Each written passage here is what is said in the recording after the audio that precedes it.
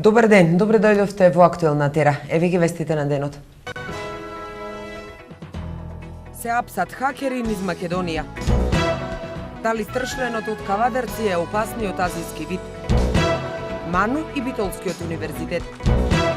Реновирана салата во општина Новаци. Инсектот со портокалова глава кој ги убива пчелите, а неговиот убод може да биде смртоносен и за човекот. Опасниот азиски стршлен се појави во Македонија. Виден е во Кавадарци во дворна семејна куќа во градското подрачје. Надлежните институции ќе треба да потврдат дали инсектот од Кавадарци е опасниот азиски стршлен. Оливера Михајловска. Големиот азиски стршлен, кој во Европа првпат се појави пред 10 години, а пред неколку недели беше виден во Словенија, стигна до Кавадарци. Инсектот со портокалова глава кој ги убива пчелите, а неговиот убод може да биде смртоносен и за човекот. Опасниот азиски стршлен се појави во Македонија, виден е во Кавадарци во дворна семејна куќа во градското подрачје. Членовите на семејството стршленот го препознале по невообичајното однесување. Летал во круг па се спуштал на земја. Тоа го правил 15 на минути за потоа да застане врз дрвата наредени за огрев. Неуспешни биле обидите да го отепаат. По неколкуте удари стршленот само се зашеметил. Дури потоа членовите на семејството успеале да го стават во пластичен сад. Надлежните институции ќе треба да потврдат дали инсектот од Кавадарци е опасниот азиски стршлен. Инаку ова е прв забележан случај во државата. Пред неколку недели смртоносниот стршлен се појави во Словенија. Овој инсект потекнува од азискиот континент. Летаат со брзина од 60 км на час и за еден ден може да прелетаат 100 км, а може да порасне до 6 см. Азискиот стршлен ги напаѓа пчелите, убива и до 40 во една минута. Тој е опасен и за човекот. Од неколку убоди може да престане работата на бубрезите, да го отежни дишењето и да предизвика смрт. Инаку азискиот стршлен првпат на европскиот континент е забележан пред 10 години во Јужна Франција. Според експертите, азискиот стршлен има портокалова глава и голема црна клешта која е во состојба да направи страшни убоди кои личат на рани од куршум. Овој вид стршлен е застапен во подрачје во Русија, Кина, Јапонија, Индија и Шри-Ланка. Азиските стршлени се еден од најсмртоносните инсекти во светот. Приведена група од Прилеп, Штип, Скопје за компјутерски криминал, секторот за компјутерски криминал и дигитална форензика, одделение за истраги за компјутерски криминал при МВР, по претходно спроведена истрага синоќа ја реализираше оперативната акција Компас, во која е разбиена 10-члена организирана криминална група, инволвирана во вршење на криминални активности поврзани со изработка на лажни веб страници, фишинг и кражба на податоци од платежни картички и банкарски податоци со цел вршење на нелегални трансакции. 10 лица се осомничени, едно е во бегство за организиран компјутерски криминал, при што се стекнале со имотна корис од 95.609 американски долари и 99.000 евра. Министерството за внатрешни работи расчисти и документираше случај на компјутерски криминал во кој што поголема група граѓани, македонски државјани, се стекнале со големи суми противправно на пари, противправно оштетувајќи поголем број на странски државјани, претежно станува збор за државјани на Соединетите Американски држави, Канада, Австралија, Нов Зеланд и други земји, кои што успеале да ги измамат креирајќи лажни интернет страни. На овој начин, како што ќе кажав, измамиле поголем број на странски државјани и противправно се стекнале со имотна корист во висина од околу 100.000 евра и 100.000 американски долари. Бараме техничка влада со само еден мандат, организирање фер избори, вели Заев, а ВМРО ДПМН вели целта на СДСМ е воопшто да нема разговори за изнаоѓање решение. Ако власта смета дека може да победи на честни избори, ова е шанса да го докаже тоа. Бараме техничка влада со еден единствен мандат да ги организира следните избори, истакна денес лидерот на најголемата опозицијска партија во земјава СДСМ Зоран Заев за време на отворената трибина која беше организирана од страна на социјалдемократите и нејзините коалициони партнери под слоганот "Што да се прави за повторно освојување на слободата". Целта на СДСМ и коалицијата, како што истакна Заев, е преку овај отворен повик за широк граѓански фронт да се интегрираат идеи и можности за, како што нагласи, нормализирање на државата. Штом нема Зоран Заев да прифати разговори без услово техничка влада, тоа значи дека разговори нема да има, што всушност е и целта на СДСМ. Ова беше истакнато во реакција на ВМРО ДПМН, што денес партијата ја испрати до медиумите по однос на излагањето на лидерот на СДСМ Зоран Заев, кој рече дека не може да се постигне никаков договор без исполнување на услово техничка влада. Стратегијата да се направи штета на државата и граѓаните за да се освои власта повторно ќе биде поразена од народот и на наредните избори. Ова не е изненадување за ВМРО ДПМН. Тоа е СДСМ, тоа е Зоран Заев, тоа е Бранко Црвенковски, тоа е Радмила Шеќеринска, тоа е кодот, матрицата, политиката. Немање идеи за нормален надпревар и битка на нерегуларен начин да ја узурпираат власта против волјата на мнозинството граѓани, се вели во реакцијата на партијата. Оттаму додава дека ваквата стратегија е идеја на луѓе неспособни за работа и водење држава. Буралиева од СДСМ влегува во парламентот. Ја повлеков оставката и влегувам во парламентот. Одлука на партијата е дали ќе ме исклучи од своите редови, изјави за Дневник Љубица Буралиева. Во изјавата таа вели дека има долг стаж во СДСМ, но не и багаж, за да не можам самостојно да размислувам. Свесна сум дека има различни размислувања за моето учество во работата на собранието, но јас ја барам демократијата во мојата потесна средина, за да можам да се залагам за такво нешто и во законодавната институција, од каде што гласачите и во руралните средини можат да ја слушнат гласноста на избраниот. Токму поради постојаната сенка во која е демократијата под оваа власт, бегам од зборување во сенка, изјави Буралиева. Потпишан меморандум за соработка меѓу Битолскиот универзитет и МАНУ. Со тоа двете институции ќе ги здружат своите научни потенцијали, човечките ресурси и истражувачката работа. Председателот на МАНУ и ректорот на Битолскиот универзитет денеска потпишаа меморандум со што и формално ја потврдија долгогодишната соработка. Првите луѓе на МАНУ и на Универзитетот Свети Климент Охридски од Битола, кој оваа година слави 35 години од своето постоење, соработуваат од нивното основање. Пишувањето на оваа соработка беше инициирано од председателот на МАНУ, академик Владо Камбовски, кој што по потекло е битолчанец, и тој е всушност на еден многу длабок и функционален начин поврзан со нашиот универзитет, бидејќи мислам дека е веројатно единствен досега председател на МАНУ, кој што има дадено голем придонес во развој на нашиот универзитет, конкретно и како професор, бидејќи долги години го даваше својот придонес во развојот на правниот факултет во Битола и на некои други факултети, како што и други професори од Скопје доаѓале од Универзитетот Свети Кирил и Методи. Значи во првите децении многу помогна нашиот универзитет да се развие. Целта на меморандумот е двете институции да ги здружат своите научни потенцијали, човечките ресурси и истражувачката работа. Тоа е дел од еден процес на институционализација кој го зафаќа и високото образование и науката, каде што создавањето на моќни институции поврзани меѓу себе со координирани програми за работа може да биде единствената предпоставка за развој на научно-истражувачката дејност и во делот на универзитетите се разбира развојот на наставно-образовната дејност, кои треба да станат производни дејности, подрачја во нашето општество. Со овој меморандум се избрал модел на координација и соработка на програмите за подготовка на единствениот европски простор на знаење, вели академик Камбовски.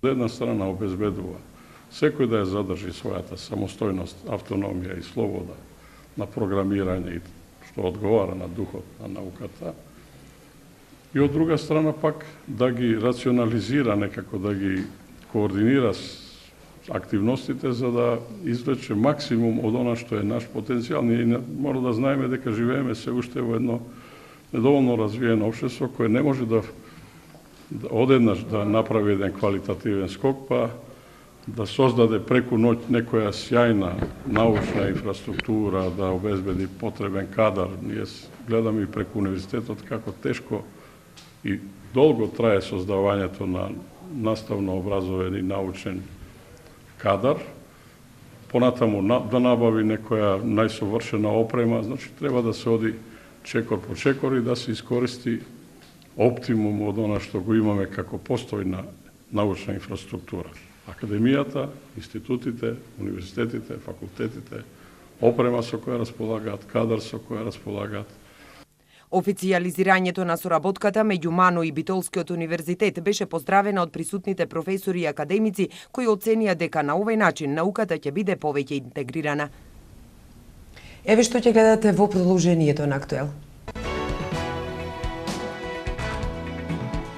Фестивал на дуети во Могила.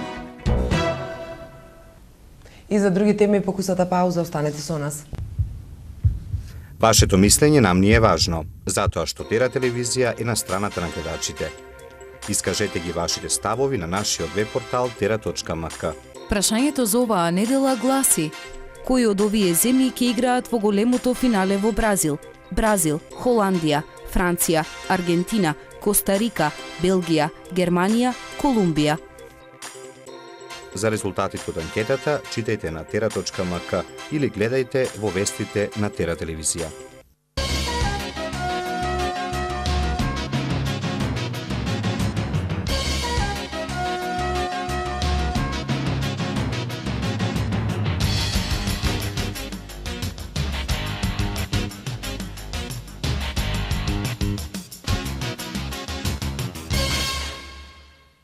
Полицијата спроведе голема акција во која се приведени хакери од неколку града во Македонија осумничени за криминал вреден 100.000 евра. Се работи за така наречен фишинг, крадење на лични податоци од граѓани. Косово почна со изградбата на автопатот од Приштина до македонската граница, граничниот премин Блаце. Ќе се гради автопат во должина од 60 км, а инвестицијата е вредна 820 милиони долари. Бирото за статистика на САД соопшти дека во периодот 2000-2010 година бројот на лицата кои живеат под границата на сиромаштијата пораснал за 7,7%. Воислав Шешел, претседателот на Српската радикална странка од Хашкиот трибунал побарал оштета од 12 милиони евра поради неоснован притвор во трајање од 11 години и 6 месеци. Според официјални лица, овие мерки ќе бидат преземени поради информациите дека припадници на Ал-Каида во Сирија и Јемен заеднички работат на развивање бомби кои би можело да бидат прокриумчарени во авиони. Ватикан официјално го призна меѓународното здружение на екзорцисти, кое представува група од 250 свештеници од 30 земји кои се занимаваат со истерување на ќаволи.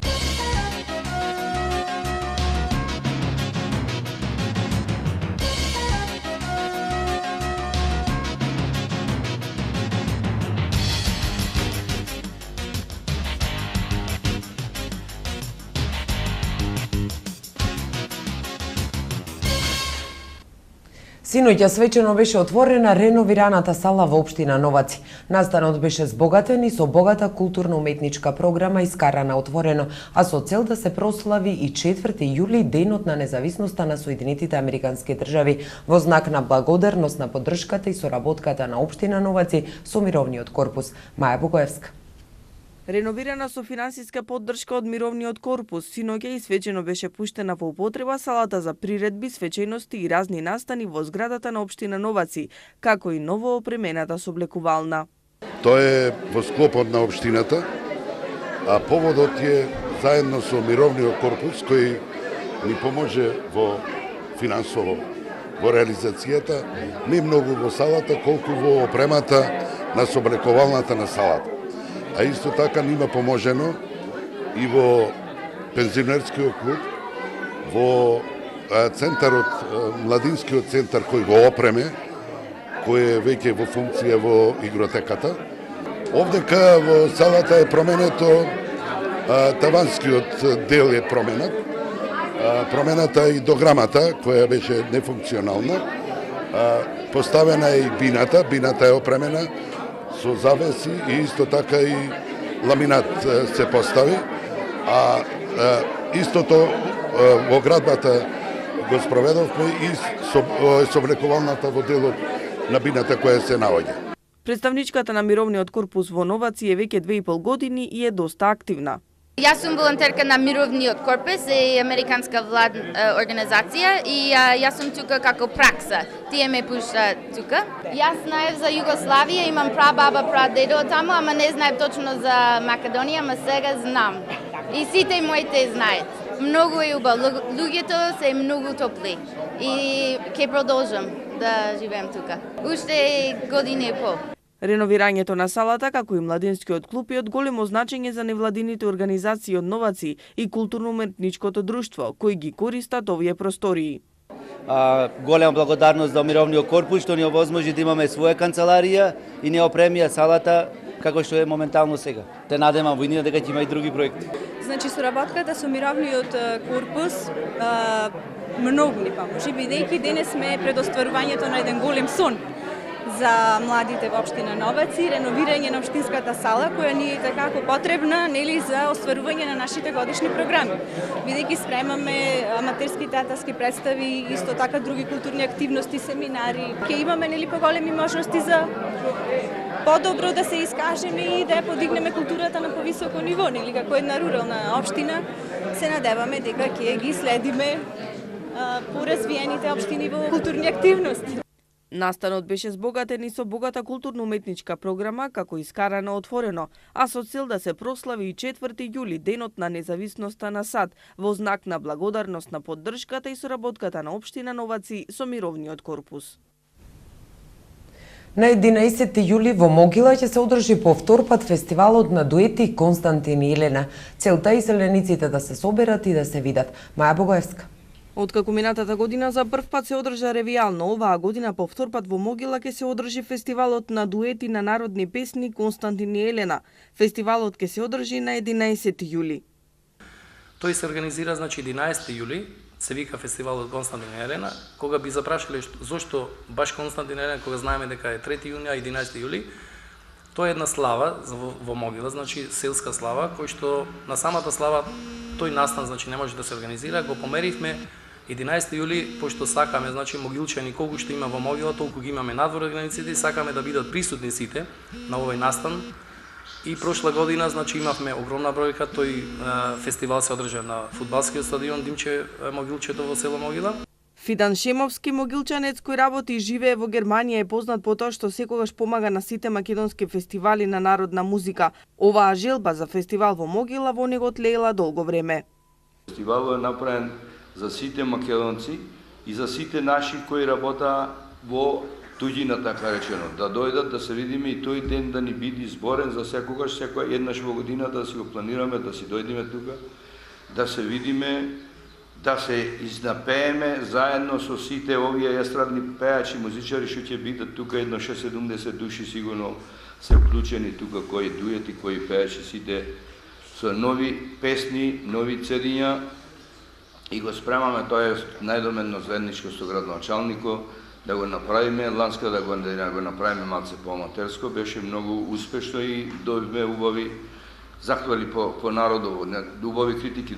Оваа година на фестивалот ќе има 17 ново компонирани песни, а имаат најава дека ќе присуствуваат голем број селеници, како и посетители од другите градови во Македонија. Познат е како чудотворец. Некои од чудата се представени на фреските од манастирот, како таа на која Светинаум ги впрегнал заедно волот и мечката да ораат. Се упокоил во 910 година. Неговиот гроб се наоѓа во внатрешноста на манастирот. Се верува дека поклонувањето на гробот и ден денес донесува здравие, душевен мир и спокој. Денеска е Светинаум чудотворец. Оливера Михајловска. Река народот синоќа до доцна попладнево, запалија свеќа и се помолија на светецот. Да, голем празник, посебен празник, на помош да ни на сите. Како го чествувате? Доаѓате во црква? Па да, доаѓате. Не одиме, децата одат до Охрид, ние овде до црквиче ќе запалиме свеќа, после ручек ќе си направиме дома. А толку. Па од големо вистина на големо значење. Бил чудотворец? Бил, точно е, тоа дека бил чудотворец и многу добрини правил. Тоа е се што би можел да кажем. Дали доаѓате секоја година? Па секоја година. Така. Не со кој знае колкава помпа, али со едно символично значење. Па голем празник, што да ви речем. Голем празник, за нас е овде, комши сме тука со црквата, пак секоја вечер, навечер мислам, тука сме, другиот ден пак, Што знаете за самиот светец? Велат бил чудотворец. Па како што кажуват повозрастните, ние тоа кажуваме. Свети Наум се славел на денот на неговата смрт, односно на 23 декември според стариот или 5 јануари според новиот календар. Подоцна ова празнување било поместено на 20 јуни според стариот или 3 јули според новиот календар, собор на светителот. Причините се објавени и образложени во пастирската посланица на Охридскиот патријарх Јоасиф и синодот од 21 мај 1740 година. Прво затоа што тогаш е зимско време. Второ што празникот Свети Наум паѓа непосредно пред празникот раѓање на Спасителот наш Исус Христос. Затоа со оваа синодска грамота снабдена со патријаршкиот печат им се објавува на сите и на секаде дека празникот и славата на светиот и богонос Отец наш Наум чудотворец кој лежи во Ливинската деволска поради големото славење и чести поради речените околности се пренесува и се преместува од 23 декември па да се празнува и прославува на 20 јули. На овој датум колони поклоници од Македонија и од цел свет доаѓаат во манастирот кој тој го изградил да му се поклонат и да го бакнат неговиот гроб, да му одадат почит и слава. Многу болни доаѓаат и преку верата и молитвата над неговите мошти тие добиваат излекување. Бог му дал голема сила на Свети Наум, лекар над лекарите. Ги лекувал луѓето од сите болести, од смртна постела ги крева и повторно ги враќа во живот. Неговиот гроб со векови и векови е извор на чудотворна сила. Небесниот граѓанин и сега гледа на овој свет и со телото и со духот прави чуда. Тоа е гордост на македонскиот народ, гордост на Балканот. Светителот останал како исцелител на болните и тоа од различни тешки и неизлечиви болести. Излекувал и лекувал неродилки, умоболни, неми, сакати. На неговиот гроб доаѓале и доаѓаат лица од разни националности и вери, освен македонците христијани. Уште го почитуваат и турците, албанците, еѓупците и други. Познато е дека во 1926 година еден муслиман од Ресен на манастирот му подарил ѕвоно во знак на благодарност, зашто светителот му го исцелил братот и од предсмртна постела го вратил во живот. Свети Наум најголемиот дел од својот живот го поминал во манастирот на јужниот дел од Охридското езеро кој сам го изградил. Таму тој ја развивал својата просветителска дејност. Освен по книжевната работа меѓу народот бил познат и како исцелител и за време на својот живот излечил многу луѓе претежно душевно болни. И едно известување од општина Битола. Поради изведување на градежни активности на делот патот помеѓу храмот Света Богородица и ресторанот Шатор во село Трново, утре 4 јули ќе има забрана за сообраќај во периодот од 10 до 13 часот. А еве што донесува светот на Актуел. Во пресвет на 4 јули, денот на независноста, Соединетите Американски држави ја зголемуваат безбедноста на аеродромите. И за други вести од светот по паузата, останете со нас. Силви Бенко одбележа 25 годишното постојање на музичка сцена во Битола. Концерт на пианистот Томе Костовски. Повеќе перформанси и изведби во рамките на Баскетфест. Оваа година детскиот фестивал Сидо со нови содржини. Свечено беше отворен комплексот на автокампот Крани. Во пресрет на 4 јули, денот на независноста, Соединетите Американски држави ја зголемуваат безбедноста на аеродромите. Стравуваат дека успехот на исламските движења на Блискиот Исток може да предизвика нови напади кон западниот свет.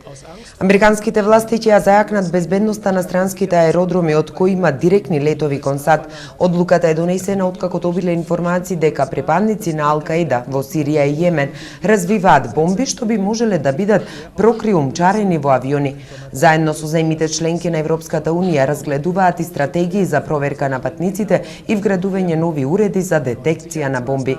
Најстрогите безбедносни системи се применуваат и на аеродромите во Обединетото кралство, но не ја исклучуваат можноста да го следат примерот на администрацијата во Вашингтон.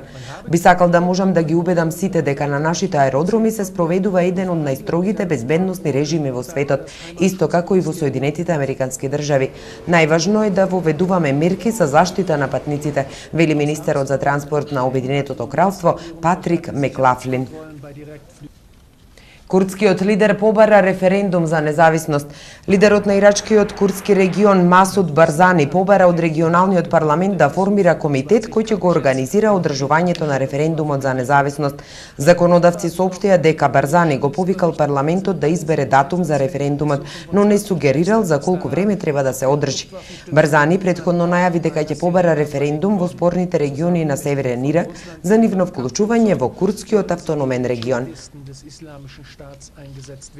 Во израелските напади на појасот Газа 11 повредени. Најмалку 11 палестинци биле повредени во израелските напади врз појасот Газа, како одговор на прекуграничните ракетни напади од страна на милитантите. Еден од повредените се наоѓа во тешка здравствена состојба. Денешните напади доаѓаат откако десетици ракети беа истрелани од појасот Газа во јужниот дел на Израел. Медиуми јавија дека израелските власти започнале да ги испраќаат засилувањата на границата со појасот Газа. Во меѓувреме илјадници палестинци протестираа синоќа во Ерусалим поради убиството на момчето Мухамед Абу Кадар. Министрите за надворешни работи на Русија, Украина, Германија и на Франција, Сергеј Лавров, Павел Климкин, Лоран Фабиус и Франк Валтен Штајнмајер договорија вчера на состанокот во Берлин серија чекори за продолжување на прекинот на огнот во источна Украина. Меѓу тие чекори е одржувањето разговори на контакт групата најдосна до сабота на 5 јули со цел да се оствари безусловен и заеднички договорен одржлив прекин на огнот кој ќе го надгледува ОПСЕ, наведено е во декларацијата објавена по состанокот. Министрите се согласија да ги преземат сите неопходни мерки и да го употребат своето влијание на страните во судирот за да ја постигнат својата цел, нагласувајќи ја и важноста на брзото ослободување на сите заложници. Безусловниот прекин на огнот е мощно важен, но не е цел сам за себе. Неопходен е пред се за да се заштитат животите на луѓето, да се спречат нови случаи на смрт на мирни граѓани и понатамошно уништување на инфраструктурата и на цивилните објекти, изјави по завршувањето на разговорите рускиот министер за надворешни работи Сергеј Лавров, а пренесува и Тартас. Саркози тврди дека е жртва на политичко-судски заговор. Поранишниот француски претседател Никола Саркози, кој е обвинет за активна корупција, трговија со влијание и прикривање на прекршување на професионална тајна, тврди дека е невин и дека тој никогаш не направил дело спротивно на републиканските принципи или правната држава. Саркози исто така обвини дека судството е инструментализирано од страна на политиката. Во анкета на весникот Паризиен, пак 63% од граѓаните судството го оцениле како објективно. Сега и за времето во наредните денови.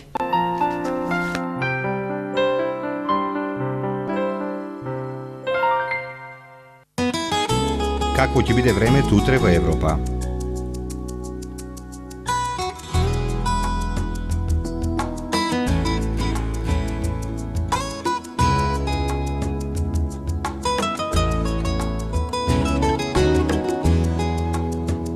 За времето утре на Балканот.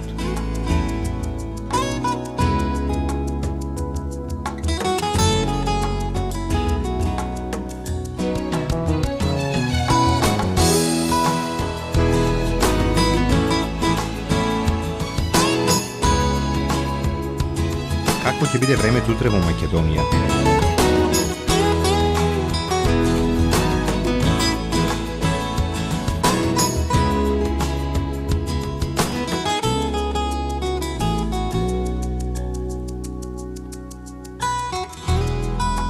Следува временската прогноза за времето утре во регионот.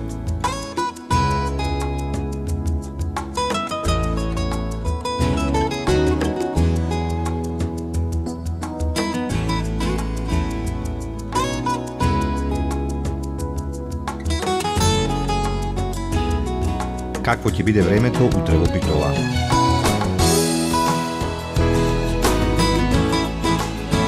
Следува временската прогноза за следните денови во Битола.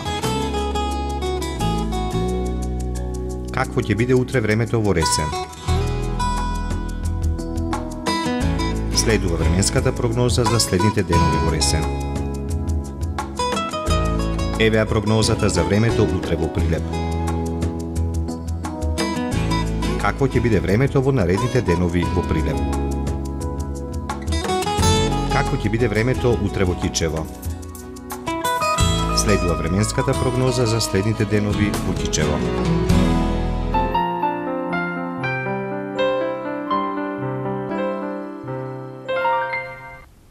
Тука е крајот на Актуел. Ви благодариме за вниманието. Повеќе информации на tera.mk.